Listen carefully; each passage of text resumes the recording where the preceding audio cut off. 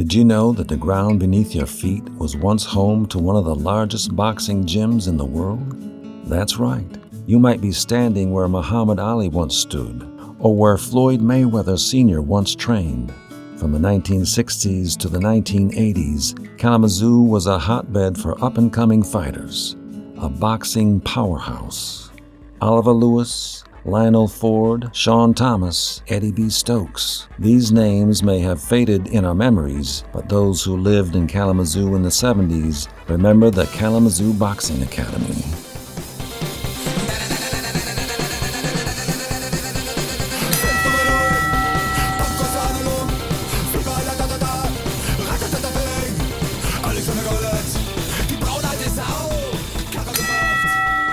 Boxing is a sport that can get in your blood.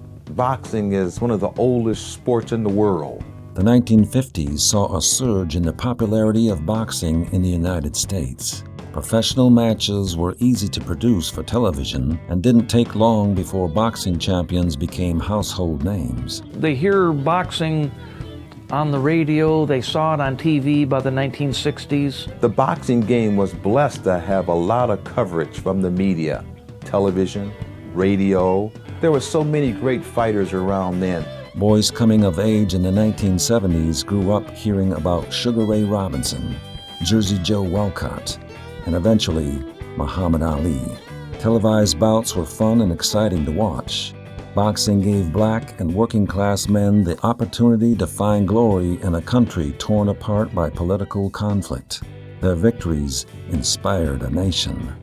Boys all over the U.S. participated in amateur fights with big dreams of becoming the next Ali, Foreman, or Frazier. The Amateur Athletic Union held tournaments.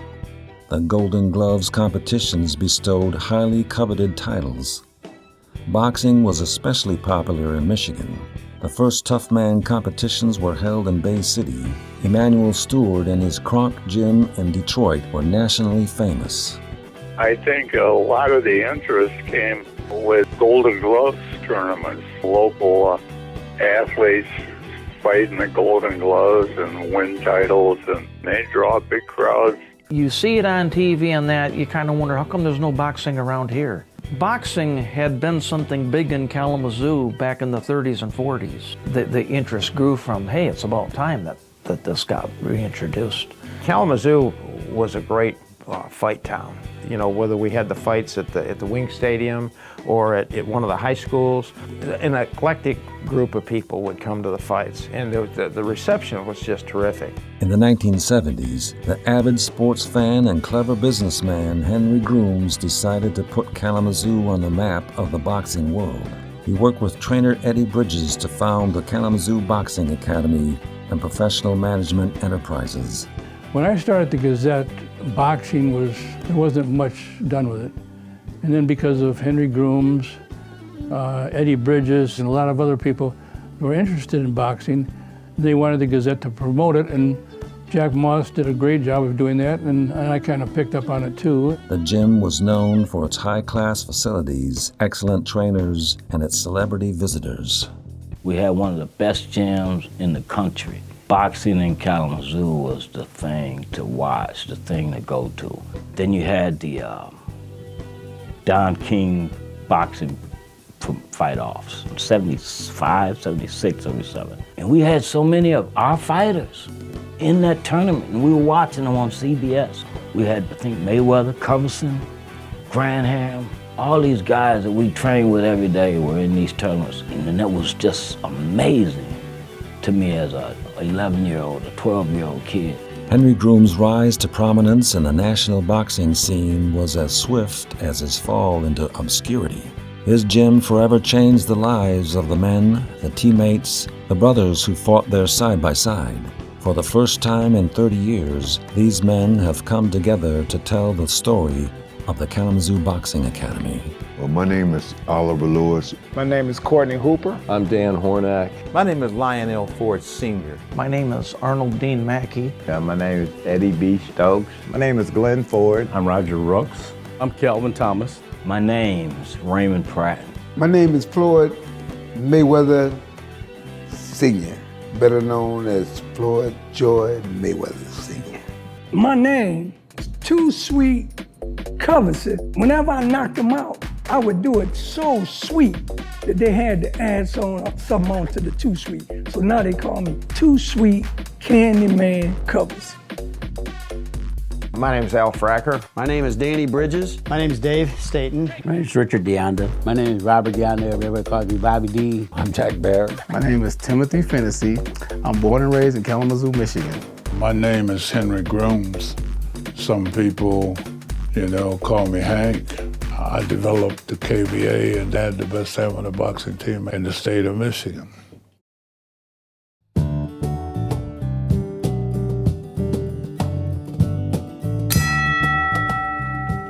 Old sports fans will remember people like Eddie Bridges, Henry Grooms. The Kalamazoo Boxing Academy grew out of a partnership between two men, Henry Hank Grooms and Junior Edward Eddie Bridges. I'm from Pennsylvania. My father passed when I was 9 years old in the coal mines. After his father's death, his mother raised him in a shack without windows or indoor plumbing. Despite his meager living situation, Grooms poured his energy into athletics. I participated in football, was recruited then by Massillon, Ohio. We moved to Massillon, Ohio. After Massillon, I got recruited into service. Grooms discovered boxing in the military, where he used his talent as a fighter to win himself a leadership position in his unit. We had a smoker where everybody gathered in one place like an arena. I knocked out the post champion in the second round. After retiring from the service, Henry moved to Michigan, where he pursued a career in law enforcement. He was the first African-American sheriff deputy in Kalamazoo County. Henry Grooms was a deputy sheriff of the Kalamazoo County Sheriff's Department. He told me he never pulled his gun. He never pulled his revolver out on anybody. Got a job in security at Fisher Body, General Motors, where I had an opportunity to meet a gentleman named Eddie Bridges, who worked in tool and die. Junior Edward Bridges was a humble and unassuming man. His friends called him Eddie. Born in a town of 300 people near the Mississippi River, Eddie Bridges moved to Michigan to work in auto manufacturing. He began working at the Fisher Body General Motors plant in Kalamazoo in the 1960s. Eddie had a passion for boxing and a 16-1 record, but a shattered nose led him to retire and become a trainer. My dad, Eddie Bridges, he was one of the top trainers around. And my dad was a little man. Now, he only weighed 140 pounds. I remember him knocking one guy that was a heavyweight right through the ring. And his trainer looked at him while he was laying there and said, well, you're not going to fight pro. He had a set of rules that he lived by. That man was in shape. So he was a great example for the young guys. Because we said, if this old guy can do it, we can do it. Some of the boxers, some of the other trainers, some of the others were real bodacious, always telling you how good they were. Well, Eddie was just really quiet, wasn't a real huggy, lovey type of guy, but you just knew that he respected you. You just knew that he cared about you. He would always talk about his boxers, not Eddie Bridges. We became very good friends. I then said to him, I'm going to attempt to try to do something in boxing in the city of Kalamazoo, a facility to help youngsters get to a good basic understanding of life so that they would never be incarcerated for any kinds of crime because they would not be committing them. And we discussed joining forces. Henry and Eddie found great success together, but they didn't always see eye to eye. In the 60s, before the Boxing Academy was established, they developed separate teams that trained at several different locations throughout Kalamazoo. I went to Lincoln School, started to do the boxing with one set of boxing gloves. There was a little room off to the side, a wrestling room and stuff, and we go in there and train. We had no money, had no boxing ring, etc. We had to hold hands to encompass the ring. And Eddie was training fighters on the side from the KBA. So I ended up going to Lincoln School on a Friday night, and here this kind of short guy who knew what he was doing. He was about 39 at the time. It was Eddie Bridges, and he was the coach. We'd moved from Lincoln School to the YMCA. I started training under Eddie Bridges, and it was down at the Y. Yeah, and there was probably 20 of us there, so we trained there and then fought eventually in the tournaments in Grand Rapids. The Y wasn't going to let us box there anymore. They had to use the space for other things. We boxed out in this old barn in Mattawan for probably that whole summer. It was a great farm. We set up a ring in the big barn. We sparred there. The owner of this great field was so gracious to allow us to use his farm. His name was Jim Block. He was one of the famous fighting Block brothers out of Kalamazoo. Then we went downtown Kalamazoo to an old vacant retail shop. We ended up at the Kalamazoo Boxing Academy. We merged with them.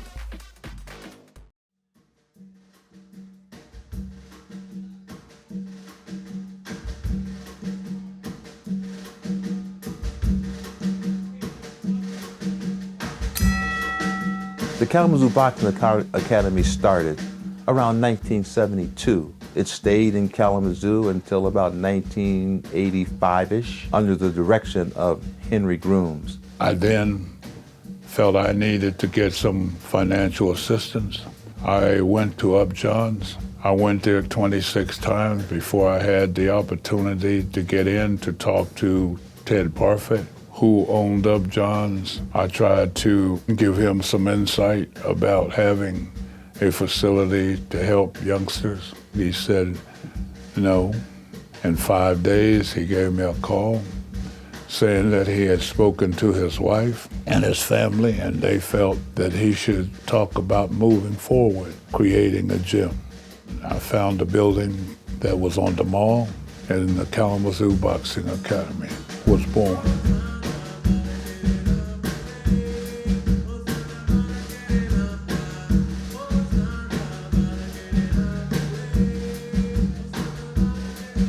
Henry Grooms and Eddie Bridges, the two real boxing icons in Kalamazoo, combined their whole fighting stables together. The Academy is a place of education and learning. This is a place to come and learn life. It was on Burdick Street where the Uptown Theater used to be. You had to go up some stairs. There was Henry's office. There was the ring. There were all these boxers working out. You go to Mr. Grooms' office, which was always immaculate, and you go into this gym. I couldn't believe this beautiful facility. The equipment was all new. You could eat off the floors. Downstairs they had a ring for kids 15 and under, and upstairs they had two rings with a wall of mirrors. We had the shower rooms, we had lockers. Towels were furnished in the KBA. Soap was furnished in the KBA. You could go and fight in your amateur fights wearing professional gear. Not everybody has the opportunity to do that. I mean, it was fun, you know, because we had all the equipment. All the thing we had to do was just work it. I had been to Detroit's gym. I went with Archie Moore. I've been to his gym. And even these professional gyms wasn't better than the KBA. KBA had everything. The boxers behaved themselves more in an establishment like that. They were more respectful of each other. Both Ed Bridges and Henry Grooms played the instrumental part of that. It was so popular in Kalamazoo and vicinity. You would see those blue and gold jackets all over town, and people saw them so much they started wondering, what is the KBA? What is the KBA? Individuals that were entrepreneurs in the city and came to see what the gym looked like or what was going on. A lot of sponsors, I think the Gilmores, Zieglers, a lot of the people that are well-to-do in Kalamazoo were big contributors to that. Parfit is a forever, ever loving friend. I never used his name because he requested I didn't do it. But I said it was coming from a local person who had love and concern for the community. Henry was quite an operator. He was actually responsible for bringing the Kalamazoo Wings hockey team to Kalamazoo. He envisioned building a stadium and staging big fights there, got on the good side of the president of the Upjohn Company. He sold him on the hockey idea. Grown was a share owner of Wing Stadium. You know, that's where I fought my first professional fight, right there at Wing Stadium. And we all made money, you know. KBA began to fill up with an enormous amount of fighters. We began to function at no cost to anybody that was participating. The Kalamazoo Boxing Academy was the finest boxing academy I was ever in. It was such a first-class, professional, and amateur boxing gym.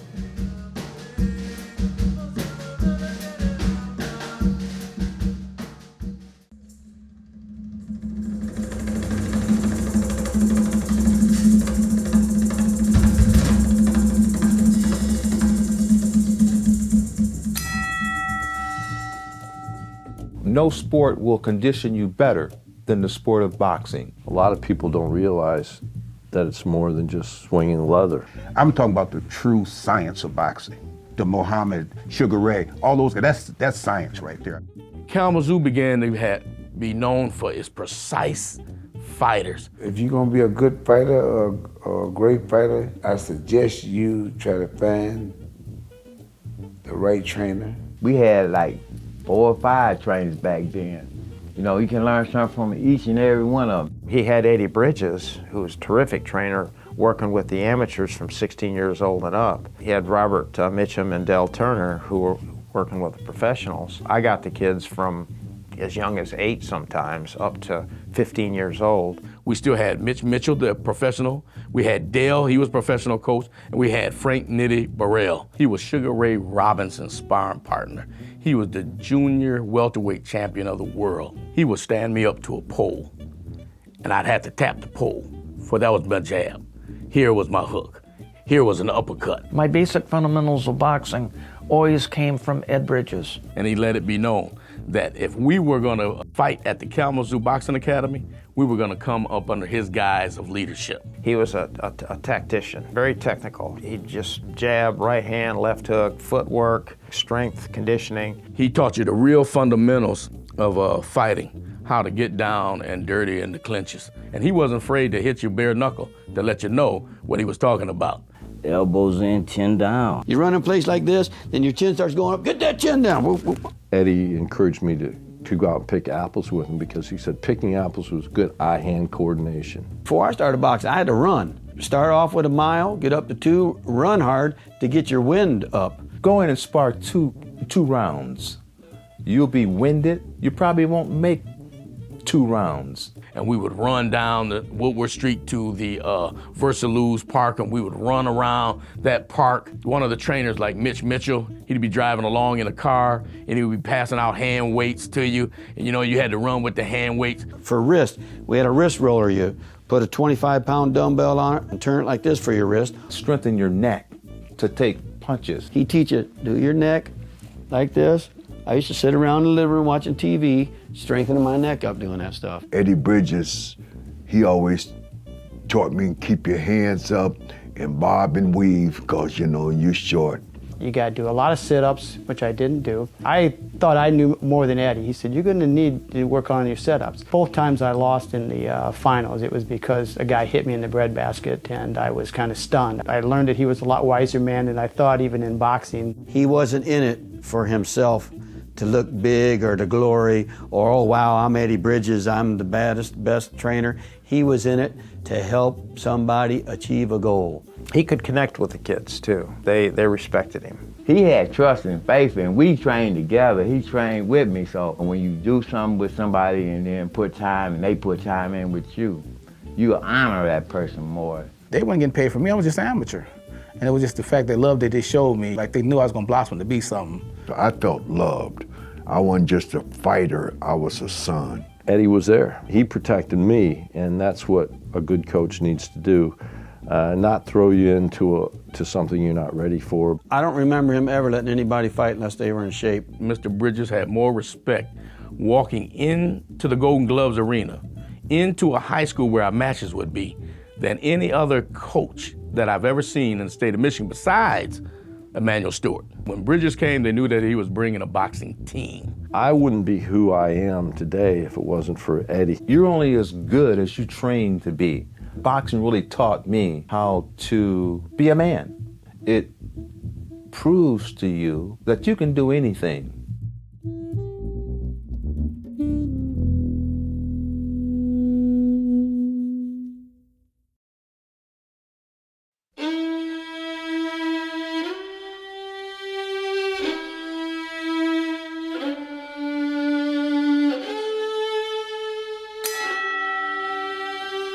Henry had not only developed some really good amateurs, but also had brought in some professionals. During that beginning, I met a gentleman named Dave Thatch.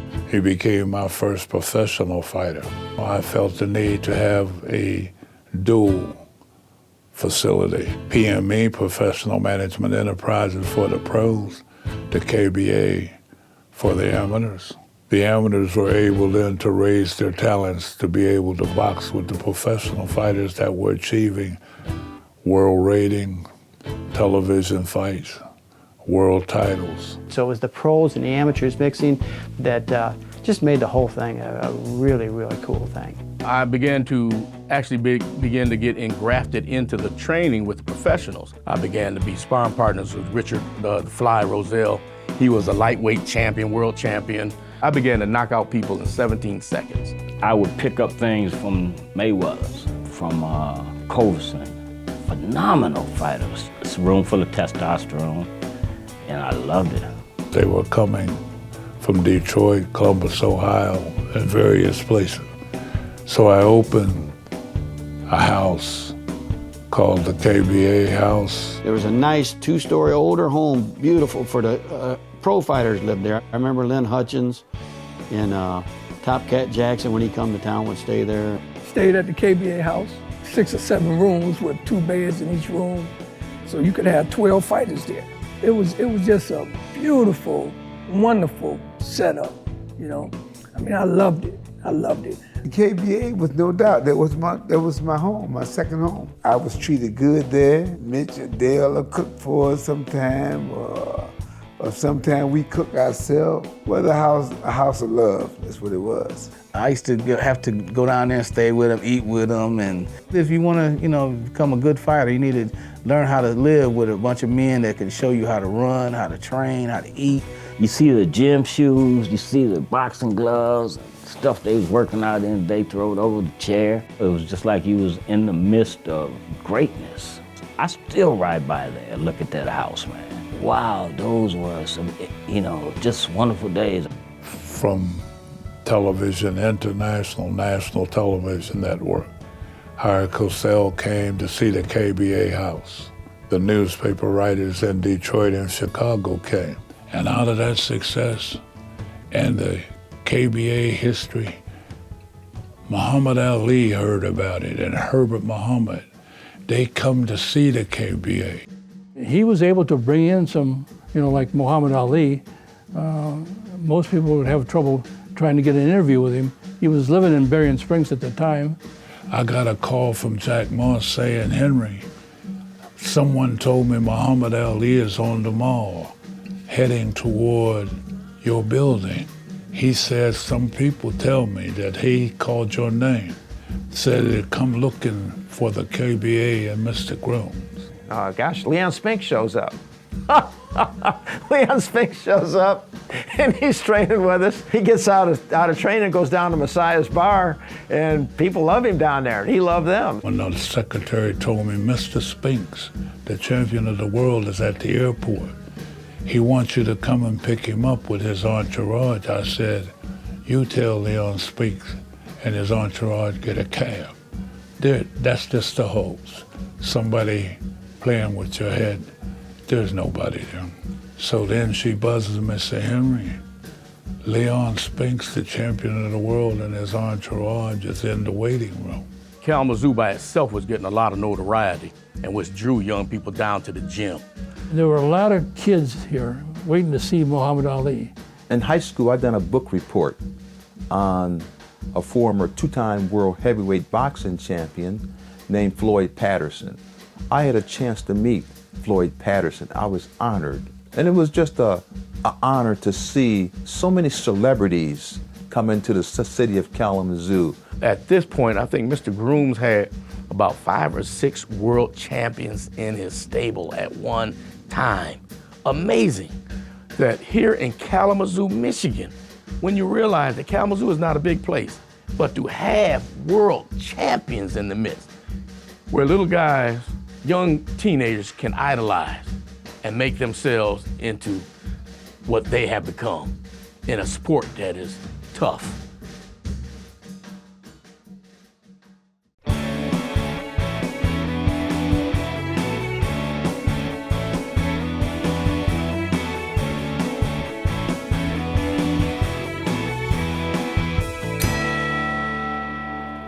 Kalamazoo was holding fights, hosting fights. The community just seemed to be very receptive to boxing. I did the first event at Hackett High School, I believe. It sold out. Individuals couldn't get in. We had a name. KBA was something to be a part of. We had people that actually wanted to see us go someplace. The Kalamazoo Wing Stadium had game here, the hockey stadium, and we began to have fights out there. We would come out there and the whole crowd of people could recognize you as an amateur fighter.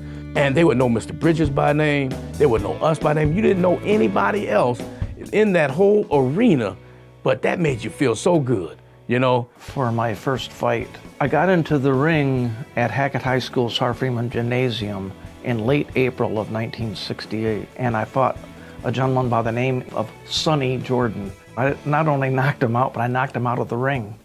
And what a way to come into the boxing game. I heard about a boxing team downtown Kalamazoo, and I heard it was coached by a gentleman by the name of Eddie Bridges. And he put me in the ring with his top fighter by the name of Arnold Mackey. Arnold and I went 3 bloody rounds of boxing. And that was my first experience with competitive training. In 2 weeks, Eddie Bridges had me registered to fight in the Michigan Golden Gloves in Grand Rapids. Golden Gloves is the major boxing event for amateurs in the country. It's a very coveted title to win, and they can progress on through the novice class up to the open class. Then once they're in the open class, they qualify for the national championship competition if they win the state championships. We escalated a lot of us from the novice right into the open. I remember the first time I fought a man with hair on his face. I said, I'm getting ready to fight a grown man. And I won over this grown man. You know, say, hey, I fought in the Golden Gloves. And that's something. Because whether you win, lose, it means you competed. And people respect that, I believe. The Golden Gloves was held at the Civic Center. It was old. They held 5,000 to 6,000 people.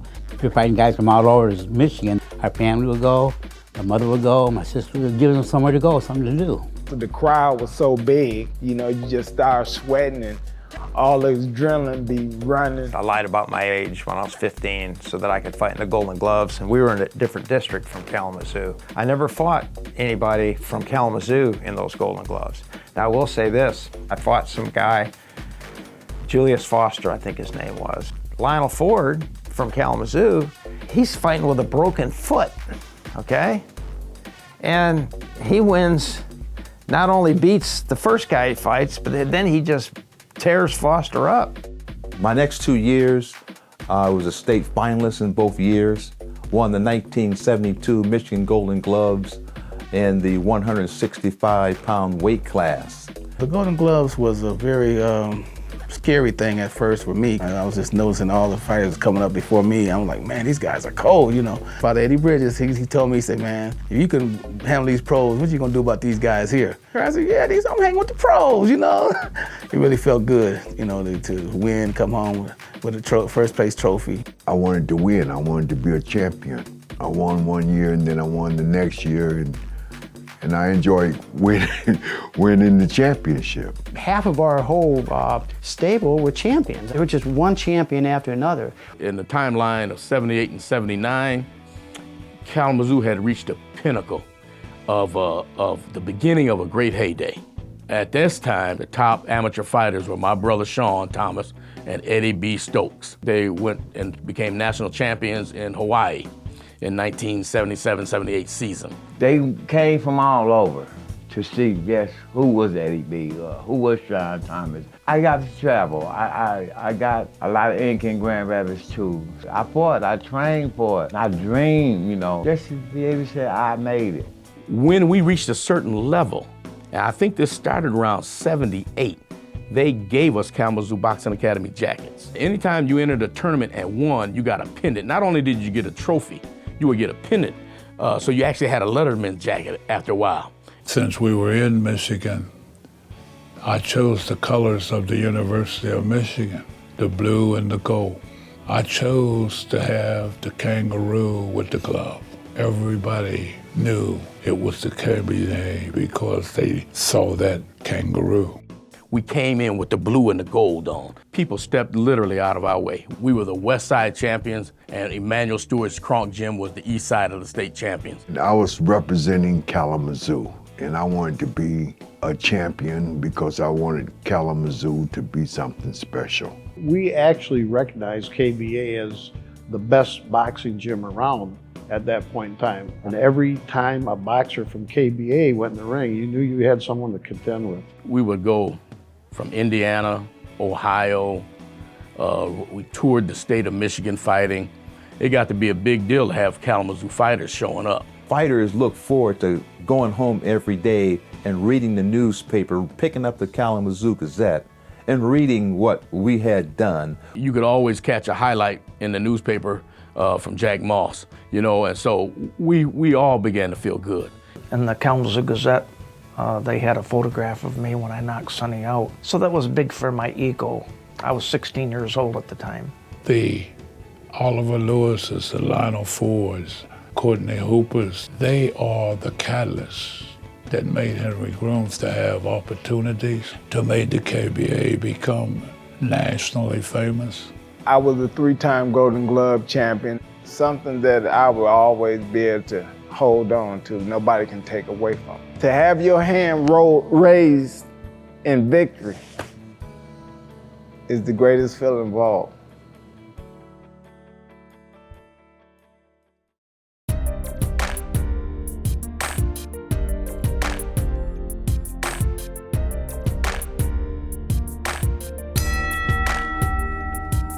Being born in 1952, there were racial tones. I dealt with the bias all my life, you know.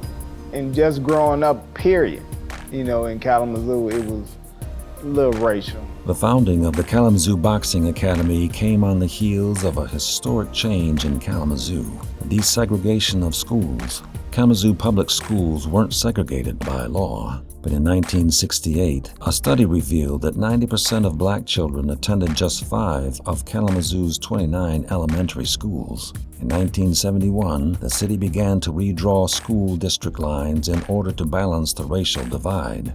The young KBA boxers experienced these changes firsthand. They didn't want black kids to be there, so they used to have a lot of fights, you know, on the way home from school. They got mud billy clubs and chains and all this, and we just got our hands, and I was like, I can't get hurt. They didn't want us at their school at that time. The Kalamazoo Boxing Academy hosted a racially diverse group of fighters and trainers. It was an oasis amid the tensions of the time. With my coach, Eddie Bridges, I felt no bias whatsoever. Being born in the 50s, if there was any type of bias or prejudice, I would have definitely known about it. The boxers came from all over, white guys, black guys, Hispanic guys. It was just a mix, and it was kind of neat because we were all up there training together, sweating and blood and tears and cheering for each other. Well, we sparred together, we showered together, we worked together. We all had a common goal. But when you're in the ring with somebody, you beat those boundaries down. Race, whatever, you know, class, whatever, all that falls away. After you spend 3 rounds in the ring or more with somebody, you're both really happy that you're still alive and you got through it. I mean, we got along with everybody. It was more enjoying the excitement of being where we were at, so it wasn't racist. Everybody was accepting us as who we are and what we were doing and trying to make the community better. The boxing helped bring us together. Any racial tensions or anything that they were seemed to come from the general public up in the balcony at the Civic Auditorium. The judges and officials, as far as my experience, I thought everything was fair. The most bias was in the crowd, and it was notable, and it was audible.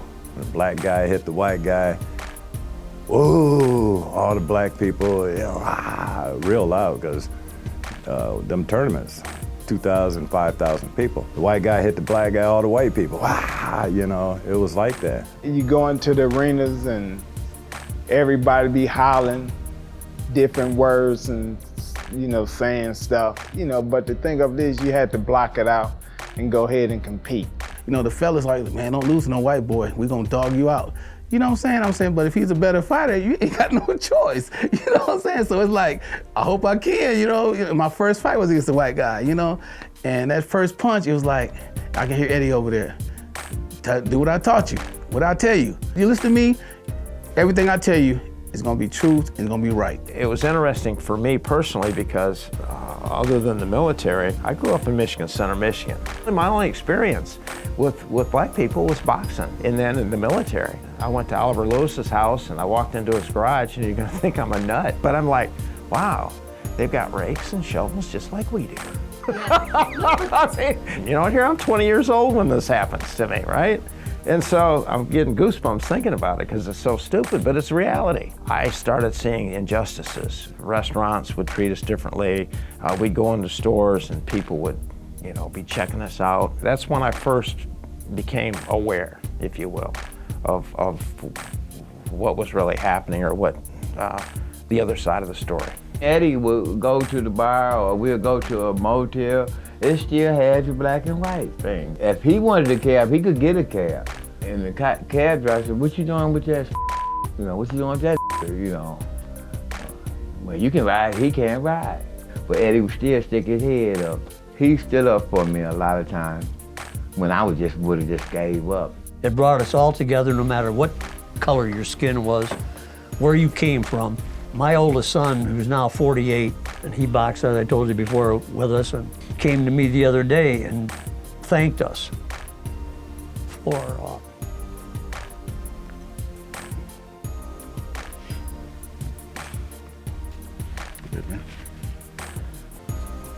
bringing him up the right way, being with these kids all the time. Sure, we were mentors and we helped them, but it meant a lot to us. Eddie Bridges really was my, you know, really helped me out a lot. He was like man, just made me glorify just to call his name because he was such a beautiful person.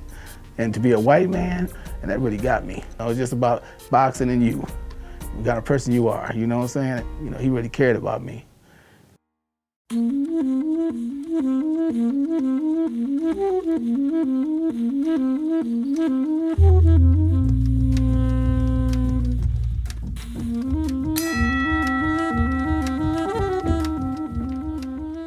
There were some fighters that would die from the results of a fight. Some would concuss in the ring, some would afterwards, but eventually they would, you know, perish from that. There was one professional boxer named Sean Thomas, a local favorite, had one of the greatest records ever by an amateur in the city of Kalamazoo. My brother Sean, he led the way. He had won several Southwest Michigan boxing champions, AAU championship, ranked #1 in the nation. I started also being trained by my brother Sean. You know, I started learning the fundamentals at home with him. You know, he was funny, he always cracked jokes, and he drew people like a magnet. And we were the Boxing Thomas brothers. In 1983 and 84, my brother Sean turned pro. I helped him sign his first professional contract. Sean, going into the 84 and 85 season, had got so good that he was now getting ready to fight for the ESPN championship. We were sitting at home watching Sean fight for the ESPN championship, my mother and myself. He's fighting, I believe, the Tennessee Rebel. He's hitting behind the head, and Sean is complaining. He was leaning outside of the ropes. His opponent started hammering him, and he sort of fell out of the ring. This guy is steadily hitting him in the back of the head. But the ref says, you know, hey, I'm the ref, you keep on fighting. He leaned against the ropes, the fighter was hitting him. It was illegal punching. Sean caught an aneurysm in the back of the head, ended up going to the hospital, and about a month later, you know, it was all over. I was here, and I said, where is Sean Thomas? So they said, Henry, you don't know about Sean? I said, what you mean I don't know? Where is he? They said, Sean Thomas is dead, Henry, he's passed. I stopped boxing the day he died. Because that was my best friend. He got me into boxing. And I felt like if they could let him die in the ring like that, it could happen to me. If I would have been around, he'd be living. Because the minute that he said he couldn't see, or his head snapped back several times because the referee is not doing his job, I would have stopped the fight. You don't have to get the referee, just go up the steps, and when you go up the steps and you're on the apron of the ring, the fight is over. It would have been over, you see? My mother literally drove me out of boxing. She'd be staring at you while you're training, you know what I mean? And you know, I was the baby of the family. You just don't want to disappoint your mother. I was very fortunate to be part of a committee that recommended safety aspects in the game of boxing. It included allowing boxers the option of using headgear and also the implementation of thumbless gloves. I believe that all the kids, young kids, need to have safety helmets on at all times in the ring. I think it's a necessity that there should be some headgear. And I talked to some guys that I fought with, and you know, they probably need a little more headgear.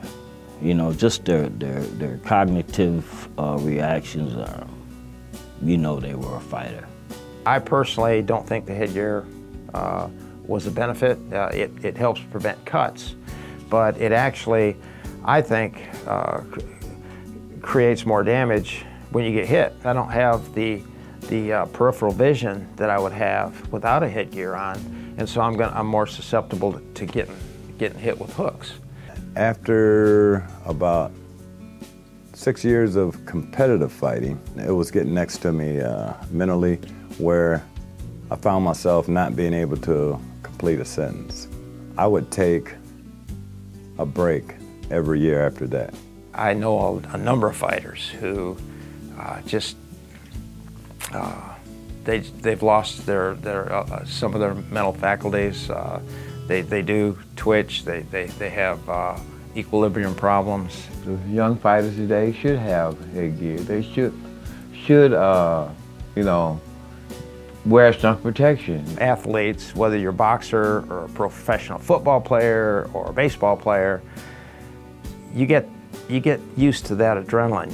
You get addicted to the adrenaline. So when they quit fighting or quit playing sports, then they get that rush from something else, whether it's drugs or alcohol or whatever. And that affects your mental faculties too. Even though my brother has passed away in the 85 and 86 year, you know, I have great memories. I know he's not shortchanged because he was a champion. It was just a fluke thing that does happen in boxing. People can get critically hurt, you know, and you got to know that. Back then, we did not wear headgear. Back then, we didn't wear a shirt. One thing I want to say about boxing, it's a lot safer now.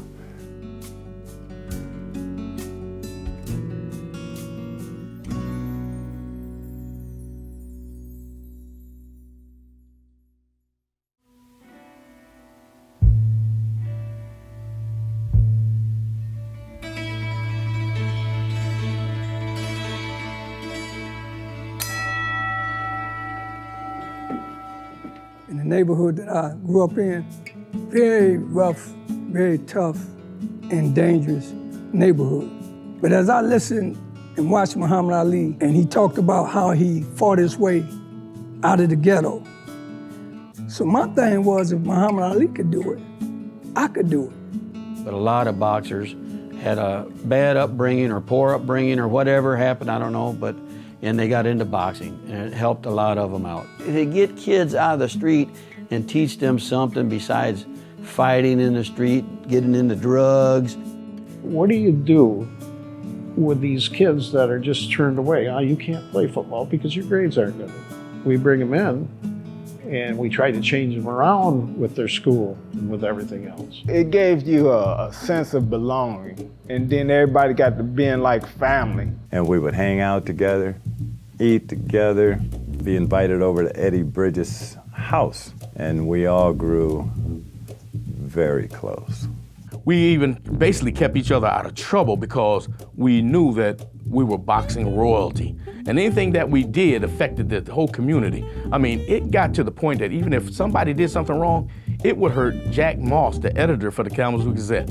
And he would come down to the gym and give a guy a talk that you cannot be doing this. Don't break the law, you know, don't commit any crimes. You're hurting me. Boxing has really brought Kalamazoo alive with a lot of enthusiasm, and we do have an opportunity for a lot of young kids, maybe not becoming the champion in the ring, but a champion outside the ring. You're changing into another person. I took that time to help those that had problems with bullies. Now I can protect somebody. It builds confidence for some kids that may not have ever had confidence. They're timid, they come into the gym, they start building relationships, and it's a sense of accomplishment. It's a sense that, hey, I can do this. Got in a little trouble when I was young, and I went down to the KBA and I met Eddie Bridges, and he took me in like a son, taught me how to box, taught me how to be a better person, taught me how to be a good student, just made me feel so good. I'm the first one graduated high school. Mama didn't go no more into 3rd or 4th grade. He would always come get me, encourage me, do my homework, everything. He was just like a father to me. He just took care of you. He made sure you ate right. He'd ask you, like, what are you doing? What he wanted an answer was that you're not out drinking, carousing, you're doing the right things, not only in training, but in life. Boy, I used to be a bad little kid, you know, because there's times I had trouble in school. I had trouble with the police. Henry Grooms came in there and helped me. He would take me out to the stores, buy me clothes, and bought my groceries for me. He did all those things for me. My father, he wasn't really there for me, but Henry was always there for me. Individuals were sent over for me to talk to who were going to and talked about doing harm to themselves. I stay there after hours and they would come and work out. Then we'd sit and talk for an hour. All of those 4 never hurt themselves. A lot of young ladies and young men that I came up with, they never seen the age 18. There was a church called King Solomon. They had a gym in the basement. Robert Mitchell came over to me and he talked to me for a minute. He said, "You would like to learn how to box?" I said, "Yes, sir." So he put me up under his wing and we went from amateur. He came to me one day and he said, "Son, I'm gonna take you up to Kalamazoo and turn you pro." Changed my life. This man changed my life. The biggest part was when I met Greg Cumberson. He took me from that day till I got there. I can tell everybody in the world that, hey, I'll train Floyd Mayweather Sr., you know, and that's my boy, no matter what. It gave me courage that I never knew I had. All these kids, and it goes from there into their families and into the neighborhoods. When you see people doing things right in front of you, winning state championships, being in the newspaper, that does something to that person and to people that care for them and are around them. And that spreads out through our communities, man. You know, it just changes your perspective of life when you're good at something and you know you're good at something.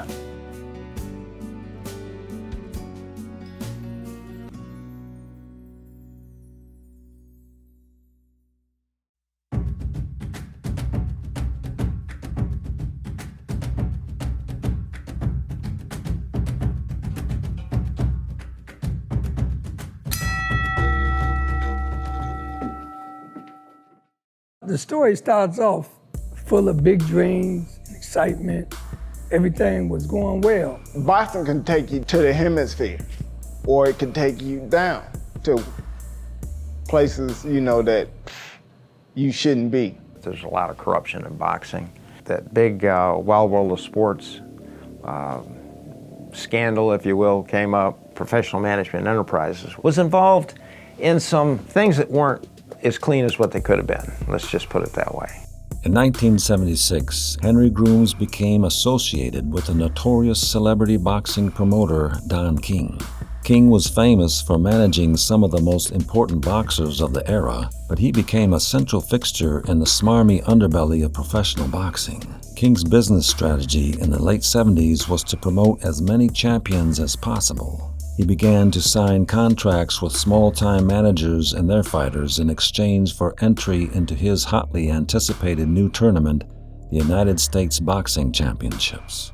King also had an under-the-table deal with Ring Magazine, the boxing Bible of the time. One of the scandals was involving ratings.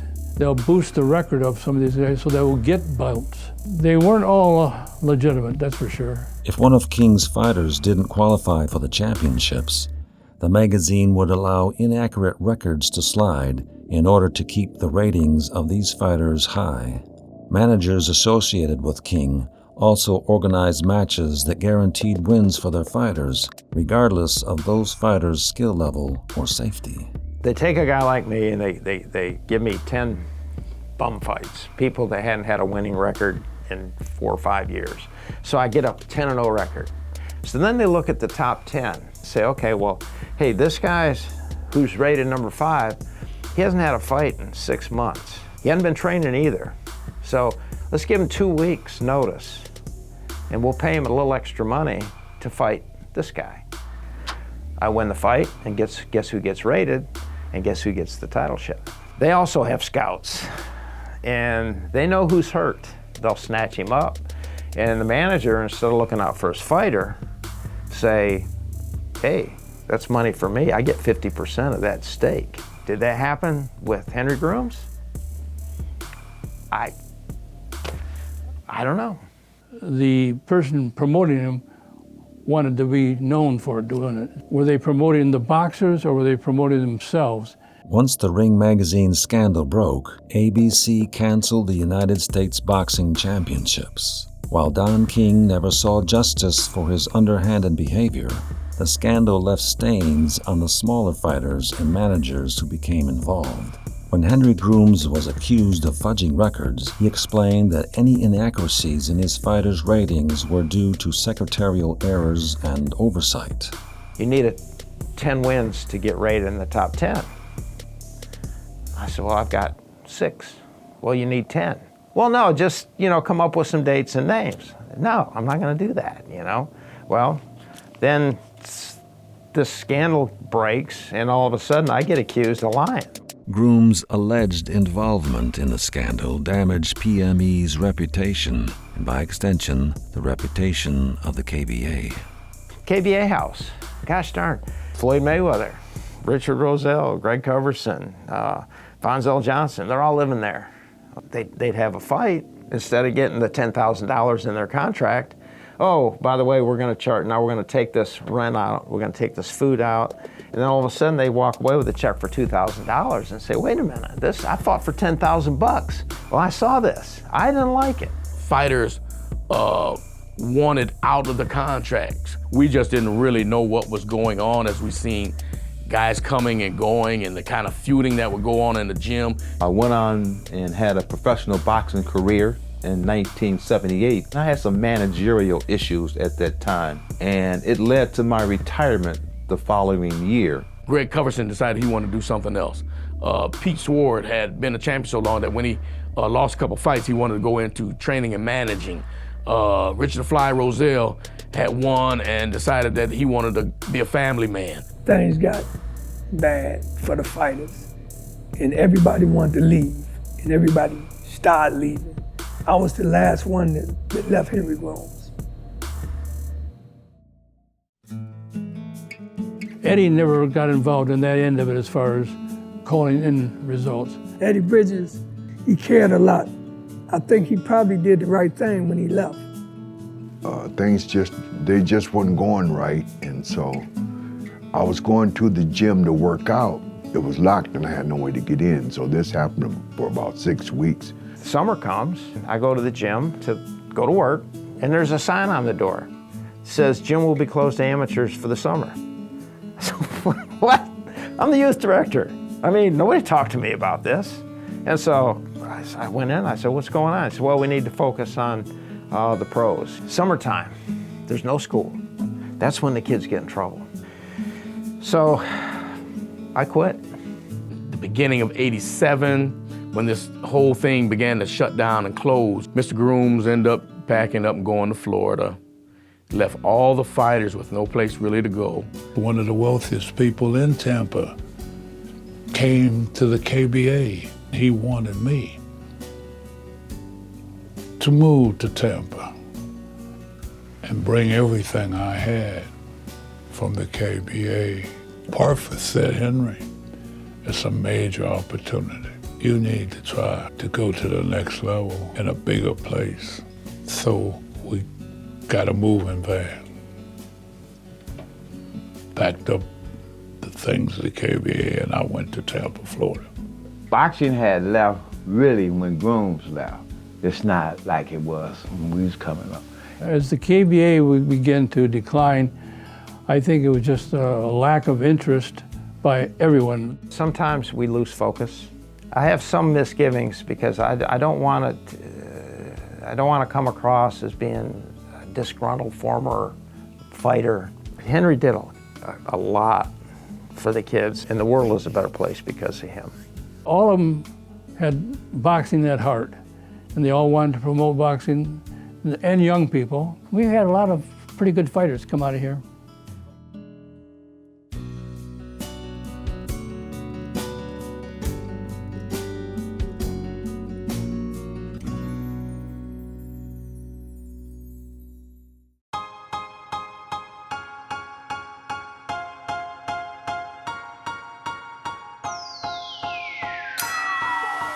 KBA began to fade. Every now and then somebody would try to start a boxing club and get some fighters out, but it wasn't the same. We don't have enough people who care to invest time and money in the kids. And you tell boxers who are usually not upper class, I'm going to take you to a boxing show in Flint, but we need transportation money, and we need meal money, and we need maybe lodging money. The people that invested in the KBA were some of the influential people that had some money. The Parfits and so on, they could easily do that. I went to Chicago to the Windy City gym, but it wasn't nothing like the Kalamazoo Boxing Academy. I started training guys. Had several Air Force champions. I had 2 Armed Forces champions in Europe. I retired, came back to Michigan, stopped at the Pride Gym where Floyd Mayweather Jr. trained, and stopped in and talked to Brian Lee, hired me to train. That year I had 11 guys entered the Golden Gloves in Western Michigan, and we had 8 champions. In 1980, they started doing Tough Man competition. I participated in Tough Man competition in Kalamazoo, in Grand Rapids, in Jackson, and in Detroit, where they held the national Tough Man contest. I beat a gentleman by the name of Dwayne Edmond in the finals, where I won a unanimous decision over him, and I won the Tough Man title. There was a movie called Tough Enough. It's the last movie that Warren Oates made. Dennis Quaid also starred in that movie. And there's a very brief clip of me fighting in the Nationals on there. Maybe they liked the outfit I was wearing. It was a blue USA tank top, the weight boxing trunks, weight boxing shoes. Anyway, they used that in the movie. I met up with Bobby Zell at the Boys Club and talked to him about maybe letting us use the Boys and Girls Club as a place to train. And he said, sure, that'd be great. And we got a few donations to where we got some robes and some shirts and equipment. I started the Kalamazoo KO Club. Al Fracker and I were involved with that. We were trying to come up with a name, Kalamazoo Area Youth Organization. And the acronym turned out to be KO, so then, that's what we used.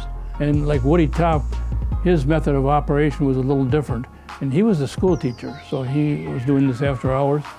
And he'd take these fighters to different places to box on the weekend. After my trainer left, I stayed at the KO Club, I think it was like 5, 6 years. We was one of the best amateur programs in the state. The way boxing was when I first started in boxing today is like a whole different world. You can pick who you want to fight now. So to me, it's much softer, very soft. Today, boxing to me is downhill.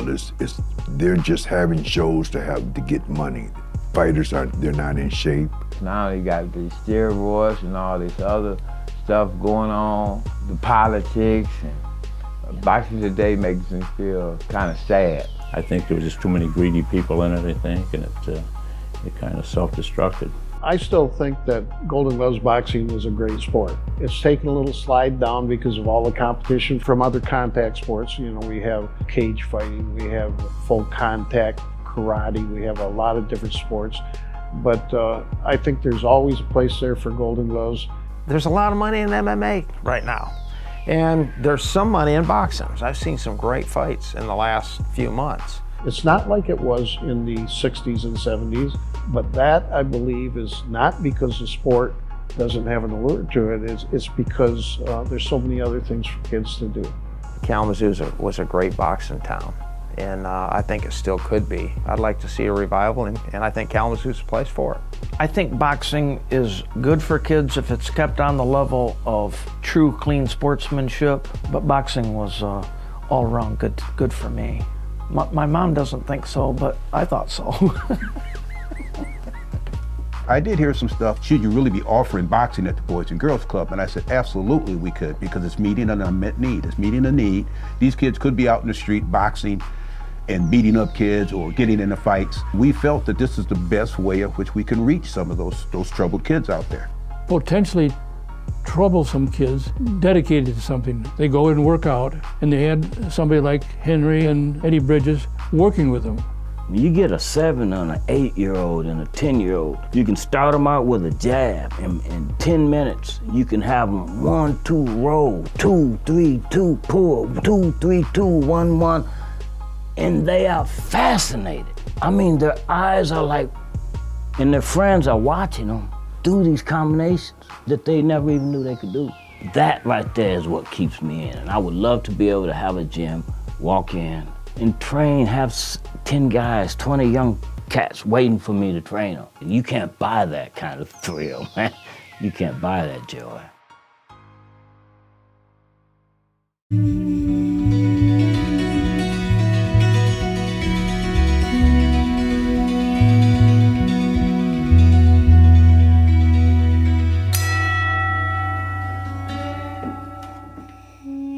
When I was around 25, the end of the novice age, I thought about going back, but I was living in Allegan, and so I was a little too far away. Years and years later, I ran into Eddie up in Grand Rapids for the Golden Gloves up there, and talked to him, and it was like old times. And then just recently, his granddaughter contacted me about, with the news that he had passed away. Everybody stand, please. I'm honored to be present today and honor the legacy of Junior Edward Bridges. When I first heard about the passing of Coach Bridges, I gathered myself together and tried to put together a prayer in my mind, because I knew when I lost Coach Bridges, I lost a part of me. Eddie Bridges died in September of 2018. Former KBA boxers gathered from all over the country to attend his memorial service in Kalamazoo. In that same year, Henry Grooms returned to Kalamazoo for a visit and invited the KBA boxers to a small reunion at the Kalamazoo House Bed and Breakfast. The outpouring of laughter and tears at these gatherings speaks to the impact that Henry Grooms and Eddie Bridges had on their fighters. The KBA fighters keep coming to the hotel. Some 35 years back, 30 years back. Lionel Ford, Oliver Lewis, Arnold Mackey, and the list goes on. They all are KBA, PME people. Grooms and Eddie Bridges taught me They taught me everything from their heart.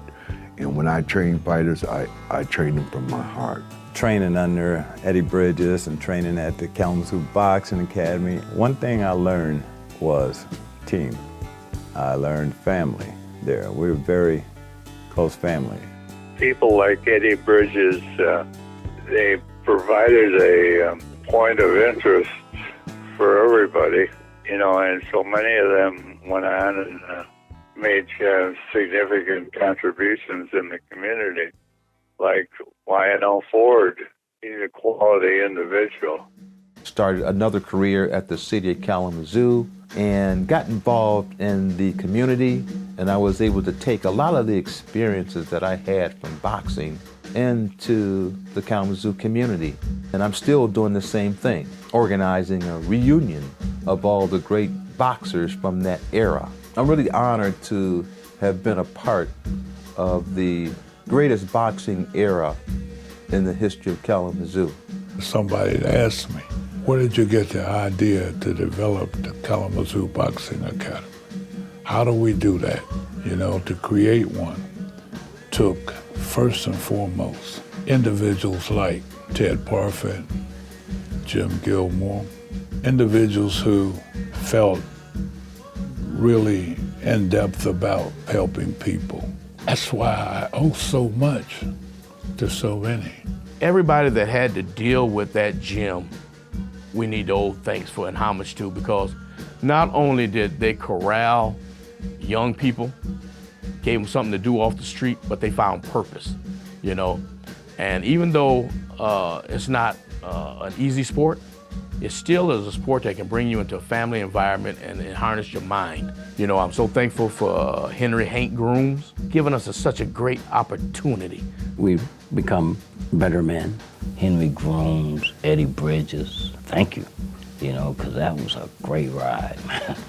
The KBA Boxing Academy was one of the best experiences I ever had. It made me a stronger person, a smarter person, a wiser person. And thank y'all for letting me be in y'all presence and being able to say something about Eddie, the representative of the KBA, you know, just to say anything about KBA, because that was my life. That's how I lived it. I breathed it right out of that little place.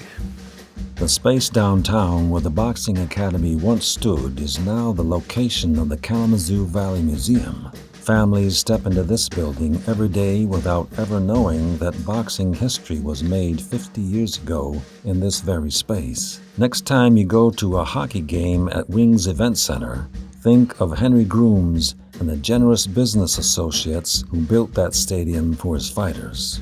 When you hear names like Leon Spinks and Floyd Mayweather, remember that these men were touched by the city of Kalamazoo. Like the humble trainer Eddie Bridges, the legacy of the Kalamazoo Boxing Academy is quiet and unassuming, but it's there, an unmistakable glimmer in Kalamazoo's history. The Kalamazoo Boxing Academy and its fighters will never be forgotten. Boxing found me. I'm very proud to say that I was a Kalamazoo Boxing Academy fighter. I was a champion. I am a champion. That's a good way to end. A champion. I'm done.